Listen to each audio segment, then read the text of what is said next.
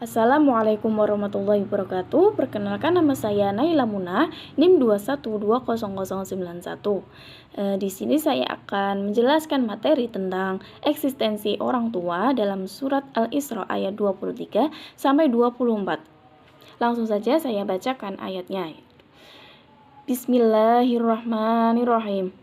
Wa qadha rabbuka alla ta'budu illa iyyahu wa bil walidaini ihsanan imma yablughanna 'indakal kibara ahaduhuma aw kilahuma fala taqul lahuma uffin wa la tanharhuma wa qul lahuma qawlan karima wakhfid lahuma janaha dhulli minar rahmati wa qur rabbirhamhuma kama rabbayani shaghira. Shadaqallahul azim. Artinya yaitu, dan Tuhanmu telah memerintahkan supaya kamu jangan menyembah selain Dia, dan hendaklah kamu berbuat baik pada ibu bapakmu dengan sebaik-baiknya. Jika salah seorang di antara keduanya atau kedua-duanya sampai berumur lanjut dalam pemeliharaanmu, maka sekali-kali janganlah kamu mengatakan kepada keduanya perkataan dan janganlah kamu membentak mereka, dan ucapkanlah kepada mereka perkataan yang mulia, dan rendahkanlah dirimu terhadap mereka berdua dengan penuh kasih sayang, dan ucapkanlah, wahai Tuhanku, kasihilah mereka keduanya sebagaimana mereka berdua telah mendidik aku waktu kecil. Lanjut pada tafsir Ibnu Katsir. Allah Subhanahu wa Ta'ala memerintahkan kepada hamba-hambanya untuk menyembah Dia semata, tiada sekutu baginya. Kata qadha dalam ayat ini mengandung perintah. Mujahid mengatakan sehubungan dengan makna firman-Nya wa qadha, bahwa makna yang dimaksud ialah memerintahkan. Hal yang sama dikatakan oleh Ubay ibnu Ka'b, Ibnu Mas'ud, dan Ad-Dahhak Ibnu Muzahim, yaitu mereka mengartikannya, dan Tuhanmu telah memerintahkan supaya kamu jangan menyembah selain Dia. Selanjutnya disebutkan perintah berbakti kepada orang tua, yaitu untuk itu Allah Subhanahu wa Ta'ala berfirman, wabil walidaini ihsanan imma yablughanna 'indakal kibara ahaduhuma aw kilahuma fala taqul lahuma uffin wa la tanharhuma wa qul lahuma qawlan karima. Makna atau maksud dari ayat dari surat Al-Isra ayat 23 ini yaitu bahwa Allah Subhanahu wa Ta'ala telah memerintahkan untuk berbuat baik kepada kedua orang tua, larangan untuk mengeluarkan kata-kata kasar kepada orang tua, sehingga kata yang merupakan kata paling ringan pun tidak diperbolehkan, dan larangan untuk membantah perintah kedua orang tua. Kemudian Allah memerintahkan pula untuk bertutur kata lembut, sopan santun, dan memuliakan kedua orang tua. Selanjutnya yaitu pada surat Al-Isra ayat 24, waqfid lahuma janaha dhulli minar rahmati wa qur rabbirhamhuma kama rabbayani shaghira. Makna dari surat Al-Isra ayat 24 ini yaitu Allah Subhanahu wa Ta'ala memerintahkan untuk merendahkan diri atau tunduk kepada kedua orang tua, yaitu dengan mendoakan kedua orang tua baik masih di dunia maupun di akhirat maupun sudah meninggal. Selanjutnya yaitu nilai-nilai pendidikan dalam surat Al-Isra ayat 23 sampai 24 mengandung nilai pendidikan akidah dan nilai pendidikan akhlak. Nilai pendidikan akidah meliputi yang pertama yaitu memperkenalkan nama Allah dan Rasul-Nya. Yang kedua yaitu memberikan gambaran tentang siapa pencipta alam semesta ini melalui kisah-kisahnya, seperti Uwais Al-Qarni, yaitu beliau sangat berbakti kepada ibunya. Yang ketiga yaitu perintah bertauhid kepada Allah Subhanahu wa Ta'ala.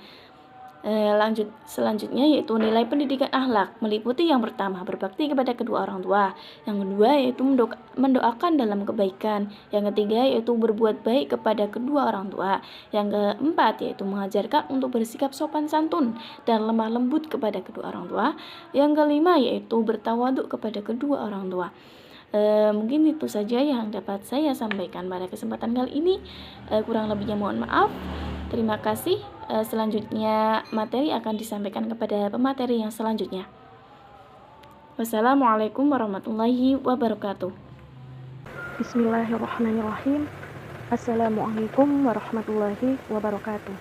Perkenalkan, nama saya Sandra Nurmakupita dengan NIM 2120088. Pada kesempatan kali ini, saya akan mempresentasikan mengenai tafsir ayat-ayat Al-Quran mengenai eksistensi orang tua, yang salah satunya yaitu Quran Surat Al-Isra ayat 23-24. Sebelumnya, saya akan membacakan ayat Al-Qurannya. A'udzubillahi minasyaitonirrajim. Bismillahirrahmanirrahim. Wa qada rabbuka alla ta'budu illa iyyahu bil walidaini ihsana imma yablughanna 'indakal kibara ahaduhuma aw kilahuma fala taqul lahumā uff wa la tanharhumā wa qul lahumā qawlan karīmā. Wahfid lahuma janaha dzulli minar rahmati wa qur rabbirhamhuma kama rabbayani shaghira.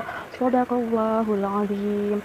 Artinya, dan Tuhanmu telah memerintahkan supaya kamu jangan menyembah selain Dia, dan hendaklah kamu berbuat baik pada ibu bapakmu dengan sebaik-baiknya. Jika salah seorang di antara keduanya atau kedua-keduanya sampai berumur lanjut dalam pemeliharaanmu, maka sekali-kali janganlah kamu mengatakan kepada keduanya perkataan "ah", dan janganlah kamu membentak mereka, dan ucapkanlah kepada mereka perkataan yang mulia. Dan rendahkanlah dirimu terhadap mereka berdua dengan penuh kesayangan, dan ucapkanlah, "Wahai Tuhanku, kasihilah mereka keduanya sebagaimana mereka berdua telah mendidik aku waktu kecil." Selanjutnya yaitu penafsiran para mufasir mengenai Quran Surat Al-Isra ayat 23-24. Pada ayat wa qadha rabbuka alla ta'budu illa iyyah, maksudnya Allah memerintahkan supaya kita ini jangan menyembah selainnya, karena ibadah merupakan puncak pengagungan yang tidak patut dilakukan kecuali terhadap Allah, yang daripadanya lah keluar kenikmatan dan anugerah atas hamba-hambanya, dan tidak ada yang dapat memberi nikmat kecuali Allah. Dalam tafsir Imam Qurtubi dinyatakan bahwa qadha itu artinya memerintahkan, mengharuskan, dan mewajibkan. Ibnu Abbas, Hasan, dan Qatadah berkata, qadha di sini bukanlah qadha yang berarti memutuskan suatu perkara, namun qadha yang berarti memerintahkan suatu perkara. Kata qadha maksudnya memerintahkan semua perintah yang mengandung konsekuensi hukum wajib. Selanjutnya, menurut Syekh An-Nawawi Al-Bantani dalam kitab Murahul Lubait Tafsir An-Nawawi, perintah di sini adalah perintah yang mewajibkan. Menurut Ibn Abbas, Hasan, dan Qatadah, Allah telah memerintahkan kita untuk beribadah kepadanya dan mentauhidkan zat-Nya. Selanjutnya, Allah menjadikan perbuatan berbakti kepada kedua orang tua sebagai kewajiban yang berkaitan dengan hal itu, sebagaimana Allah juga mengaitkan antara syukur atau berterima kasih kepada orang tua dengan syukur kepada Allah juga. Selanjutnya, pada ayat wabil walidaini ihsan, ayat ini mengandung maksud supaya kita ini berbuat baik dan kebajikan terhadap orang tua, supaya Allah telah menyertai kamu. Yang dimaksud dengan kata ihsan atau berbuat baik dalam ayat tersebut adalah berbakti kepada keduanya yang bertujuan untuk mengingat kebaikan orang tua, karena sesungguhnya dengan adanya orang tua, seorang anak itu ada, dan Allah menguatkan hak-hak orang tua dengan memposisikan di bawah kedudukan setelah beribadah kepada Allah, yakni mentauhidkan Allah. Selanjutnya, dalam tafsir Al-Munir karya Wahb bin As-Suhaili dijelaskan bahwa Allah sering mengaitkan antara perintah untuk beribadah kepadanya dengan perintah untuk berbakti dan berbuat baik kepada kedua orang tua dengan cara memperlakukan mereka berdua dengan perlakuan yang baik dan sempurna. Hal itu disebabkan karena kedudukan mereka berdua di bawah kedudukan Allah, yang merupakan sebab hakiki atau yang sesungguhnya dari kebenaran manusia di muka bumi. Adapun mereka berdua hanyalah merupakan sebab zahiri yang nampak dari keberadaan anak-anak, di mana mereka berdua akan mendidik mereka dalam suasana yang penuh cinta, kelembutan, kasih sayang, dan sikap mengutamakan anak daripada diri mereka berdua.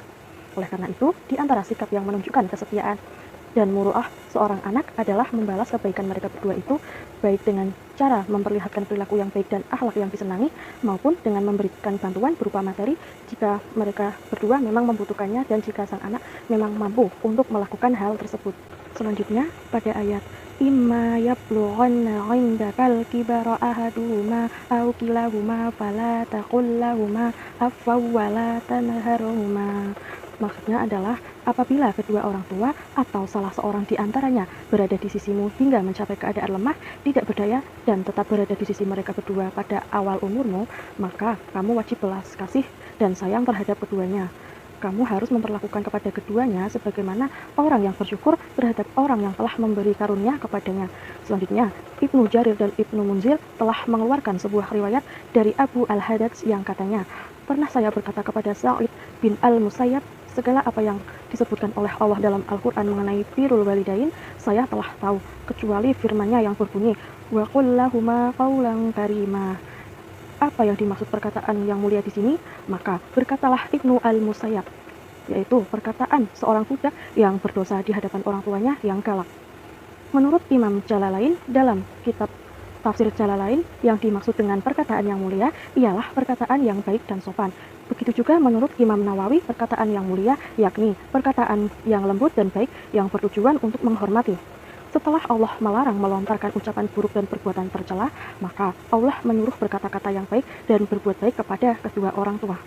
Selanjutnya pada ayat wahfid lahuma janahal dhulli mir rahmah, maksudnya adalah rendahkanlah dirimu terhadap kedua orang tua dengan penuh kesayangan, yang maknanya adalah hendaknya kita sebagai seorang anak selalu menyenangkan hati kedua orang tua berapapun besarnya, baik itu dengan perkataan, dengan sikap dan perangai yang baik, dan jangan sekali-kali menyebabkan mereka itu murka atau benci atas putra-putrinya. Selanjutnya pada ayat Rabbirhamhuma kama rabbayani shaghira, maksudnya adalah kita ini sebagai anak jangan merasa cukup dengan kasih sayang yang telah kita berikan kepada kedua orang tua kita, karena kasih sayang kita itu tidak kekal. Namun hendaknya kita ini berdoa kepada Allah agar Allah mengasihi keduanya dengan kasihnya yang kekal, dan jadikanlah doa itu sebagai balasan atas kasih sayang dan pendidikan yang telah kedua orang tua berikan kepada kita di saat kita masih kecil. Selanjutnya yaitu mengenai nilai-nilai pendidikan yang terkandung dalam surat Al-Isra ayat 23-24 menurut mufasir klasik. Dalam surat ini terkandung pendidikan tauhid yakni mengesahkan Allah dan pendidikan akhlak birrul walidain yang mana keduanya saling keterkaitan. Dalam hal ini menurut Imam An-Nasaiburi, Allah sengaja menempatkan berbuat baik kepada orang tua langsung setelah ibadah kepada Allah karena keeratan korelasinya dengan ibadah. Di antaranya yang pertama, keduanya merupakan fasilitator kelahiran mereka di muka bumi sekaligus fasilitator pendidikan mereka. Tidak ada persembahan yang lebih agung setelah persembahan Allah daripada persembahan orang tua. Yang kedua yaitu pemberian kedua orang tua itu mirip seperti pemberian Allah karena keduanya tidak meminta pujian maupun pahala di balik pemberiannya. Yang ketiga yaitu Allah tidak pernah jemu memberi kenikmatan pada hambanya meskipun hambanya melakukan dosa besar sekalipun. Begitu juga orang tua, mereka tidak akan memutuskan aliran kemurahan mereka pada anaknya meskipun anaknya itu tidak berbakti kepada kedua orang tuanya. Dan yang terakhir yaitu sama seperti Allah yang hanya menginginkan kebaikan bagi hambanya, orang tua pun hanya menginginkan kesempurnaan bagi anaknya. Seorang anak tidak akan bisa sempurna kecuali berkat peran dan obsesi ayahnya. Buktinya, orang tua tidak pernah iri pada anaknya meskipun ia diungguli dan anak lebih baik daripada diri mereka. Bahkan justru mereka senang dan mendambakannya. Sebaliknya, seorang anak tidak ingin jika ada orang lain yang lebih baik daripada dirinya. Assalamualaikum warahmatullahi wabarakatuh. Perkenalkan, nama saya Adi Musyarofa, NIM 2120085. Di sini saya akan menerangkan materi tentang Quran Surat Al-Ahqaf ayat 15. A'udzu billahi minasyaitonir rajim. Bismillahirrahmanirrahim. Wa wasainal insana biwalidayni ihsana. Hamalathu ummuhu kurhan wa wada'athu kurhan wa hamluhu wa fisaluhu 30 syahra hatta idza balagha ashuddahu wa balagha arba'ina sanatan qala rabbi awzi'ni an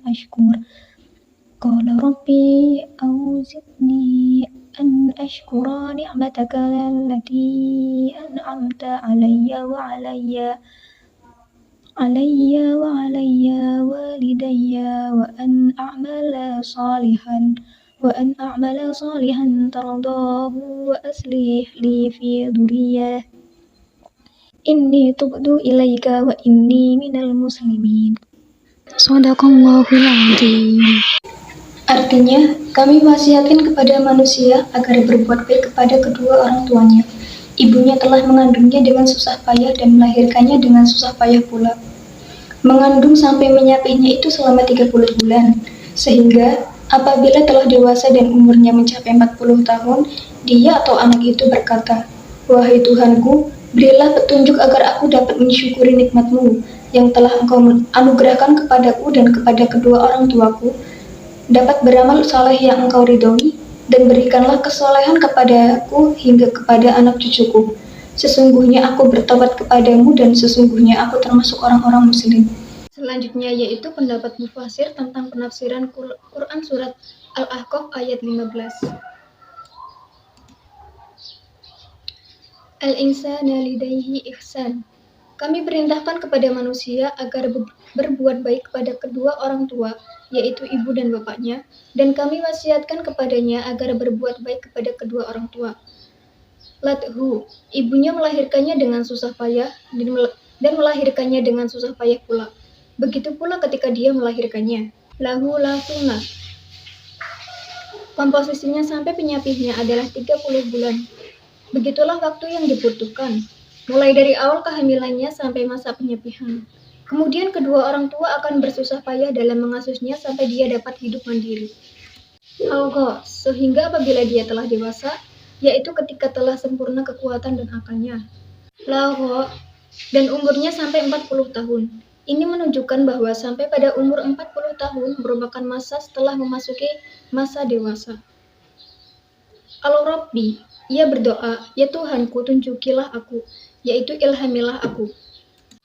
Allati layalla walidayya, untuk mensyukuri nikmat Allah yang telah kau berikan kepadaku dan kepada ibu bapakku, yaitu ilhamilah aku agar dapat mensyukuri atas hidayah yang telah kau berikan kepadaku dan atas rasa kasih sayang kedua orang tua terhadapku yang telah mengasuhku saat aku masih kecil. A'mala liha, dan supaya aku dapat melakukan amal yang saleh yang engkau ridhoi. Dan ilhamilah aku agar melakukan amal soleh yang engkau ridhoi. Lihli duriyati, berilah pujian kepada kebaikan anak cucuku, yaitu jadikanlah anak keturunanku orang-orang yang benar-benar soleh. Laika, sesungguhnya aku bertobat kepada engkau dari dosa-dosaku. Al-muslimina, dan sesungguhnya aku termasuk orang-orang yang berserah diri, yaitu yang menyerahkan diri kepadamu dan tunduk dalam keputusanmu, serta ikhlas untuk mengesahkanmu. Tafsir surat Al-Ahqaf ayat 15 menurut Ibnu Katsir. Kami perintahkan kepada manusia supaya berbuat baik kepada dua orang tua, yaitu ibu dan bapaknya. Menurut suatu qiraat, lafal ihsan dibaca husnan. Maksudnya, kami perintahkan manusia supaya berbuat baik kepada kedua orang tuanya. Lafal ihsanan adalah masdar yang dinasabkan oleh fi'alnya, yang diperkirakan keberadaannya, demikian pula penjabarannya bila dibaca husnan. Ibunya mengandung dengan susah payah dan melahirkannya dengan susah pula. Artinya penuh dengan susah payah. Mengandungnya sampai menyapihnya, dari penyusuannya adalah 30 bulan, yakni dalam masa 6 bulan sebagai batas yang paling minim bagi mengandung, sedangkan sisanya 24 bulan yaitu lama masa penyusuan yang maksimal. Tafsir surat Al-Ahqaf ayat 15 menurut Jalalain. Kami perintahkan kepada manusia supaya berbuat baik kepada kedua orang tua, yaitu ibu dan bapaknya. Ibunya mengandungnya dengan susah payah dan melahirkannya dengan susah payah pula. Mengandungnya sampai menyapihnya adalah 30 bulan, sehingga apabila dia telah dewasa dan umurnya sampai 40 tahun, ia berdoa, ya Tuhanku, tunjukilah aku untuk mensyukuri nikmat engkau yang telah engkau berikan kepadaku dan kepada ibu bapakku, dan supaya aku dapat berbuat amal yang saleh yang engkau ridhoi. Berilah kebaikan kepadaku dengan memberi kebaikan kepada anak cucuku. Sesungguhnya aku bertobat kepada engkau dan sesungguhnya aku termasuk orang-orang yang berserah diri. Mereka itulah orang-orang yang kami terima dari mereka amal yang baik yang telah mereka kerjakan dan kami ampuni kesalahan-kesalahan mereka. Bersama penghuni-penghuni surga, sebagai janji yang benar yang telah dijanjikan kepada mereka. Setelah dalam ayat-ayat terdahulu disebutkan tentang tauhid ikhlas dalam beribadah hanya karena Allah dan istiqomah, lalu disebutkan perintah Allah yang memerintahkan manusia untuk berbakti kepada kedua orang tuanya. Selanjutnya yaitu ada nilai-nilai pendidikan Islam yang terkandung dalam surah Al-Ahqaf ayat 15. Nilai-nilai yang terkandung dalam surat Al-Ahqaf ayat 15 yakni akhlak terhadap kedua orang tua. Adapun berbuat baik terhadap kedua orang tua meliputi hal-hal sebagai berikut. Yang pertama yaitu berkata lemah lembut kepada keduanya, yakni dengan kata-kata yang mulia, manis dan agung, merawat dan memelihara keduanya di usia lanjut, memberi nafkah ketika orang tua tidak mempunyai penghasilan, meminta izin kepada orang tua, patuh dan taat menjalankan perintah orang tua yang sesuai dengan syariat Islam. Yang kedua yaitu mensyukuri nikmat yang diberikan Allah Subhanahu wa taala. Yang pertama yaitu berkata lemah lembut kepada keduanya, yakni dengan kata-kata yang mulia, manis dan agung. Merawat dan memelihara keduanya di usia lanjut, memberi nafkah ketika orang tua tidak mempunyai penghasilan, meminta izin kepada orang tua, patuh dan taat menjalankan perintah orang tua yang sesuai dengan syariat Islam. Dan yang kedua yaitu mensyukuri nikmat yang diberikan oleh Allah Subhanahu wa taala. Yang ketiga yaitu berbuat baik kepada kedua orang tua setelah wafat, yakni menunaikan wasiatnya, membayar hutangnya jika ada, memelihara jalinan silaturahmi kepada kerabat orang tua, mendoakan orang tua yang meninggal dunia. Nilai-nilai pendidikan Islam yang terkandung dalam surat Al-Ahqaf ayat 15 dapat diaplikasikan dalam kehidupan sehari-hari, serta dapat mengenali sebagian dari tanda-tanda kekuasaan Allah Subhanahu wa taala yang mengantarkan kita untuk lebih mengenal Allah Subhanahu wa taala dan menambah keimanan kepadanya. Perkenalkan, saya Aulia Salsabila dengan NIM 2120095. Saya akan menjelaskan tentang Quran Surat Luqman ayat 13 yang menjelaskan tentang himbauan untuk tidak menyekutukan Allah. A'udzu billahi minasyaitonir rajim. Bismillahirrahmanirrahim. Wa idh qala Luqmanu libnihi wa huwa ya'iduhu ya bunayya la tusyrik billah innasyirka ladzulmun 'adzim, yang artinya, dan ingatlah ketika Luqman berkata kepada anaknya ketika dia memberi pelajaran kepadanya, wahai anakku, janganlah engkau mempersekutukan Allah. Sesungguhnya mempersekutukan Allah adalah benar-benar kezaliman yang besar. Quran Surat Luqman ayat 13. Berikutnya, saya akan menjelaskan tafsir kemenak Quran Surat Luqman ayat 13. Allah mengingatkan kepada Rasulullah nasihat yang pernah diberikan Luqman kepada putranya ketika dia memberi pelajaran kepadanya. Nasihat itu ialah, wahai anakku, janganlah engkau mempersekutukan sesuatu dengan Allah. Sesungguhnya mempersekutukan Allah itu adalah kezaliman yang sangat besar. Mempersekutukan Allah dikatakan kezaliman karena perbuatan itu berarti menempatkan sesuatu tidak pada tempatnya, yaitu menyamakan sesuatu yang melimpahkan nikmat dan karunia dengan sesuatu yang tidak sanggup memberikan semua itu.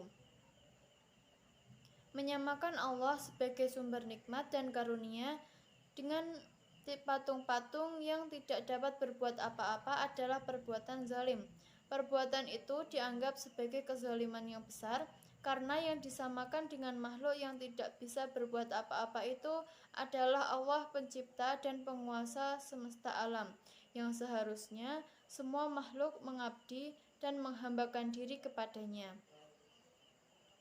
Diriwayatkan oleh Al-Bukhari dari Ibnu Mas'ud bahwa tatkala turun ayat, orang-orang yang beriman dan tidak mencampur adukkan iman mereka dengan syirik, mereka itulah orang-orang yang mendapat rasa aman dan mereka mendapat petunjuk.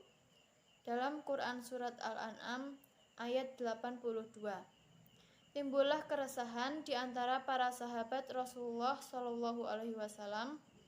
Mereka berpendapat bahwa amat berat menjaga keimanan agar tidak bercampur dengan kezaliman.